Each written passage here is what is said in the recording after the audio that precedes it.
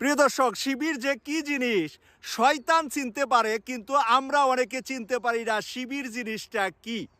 ঢাকা বিশ্ববিদ্যালয়ের ছাত্র শিবিরের সভাপতি সাদিক কাইয়ুম ওই যে শেখ হাসিনাকে পালিয়ে যাওয়ার জন্য নাটের গুড়া বা মাস্টার মাইন্ডের কাজ করেছে, আজকে মাত্র প্রকাশ পেল।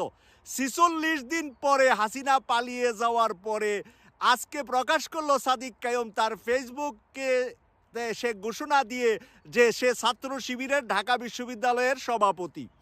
আমি একটা লেখা পড়লাম প্রিয় দর্শক, যে তার এক বন্ধু এই সমন্বয়কদের মধ্যে কাজ করেছেন। সে লেখলো যে ২টা বছর তার সাথে ঢাকা বিশ্ববিদ্যালয়ের হলে একই রুমে ঘুমাইলাম, একই রুমে শুইলাম, তাকে আমি ভালো মেধাবী ছাত্র জানি, তাকে নামাজি ছাত্র জানি, কিন্তু সে যে ছাত্র শিবির করে এই কথাটা জানলাম হাসিনা পালিয়ে যাওয়ার পরে।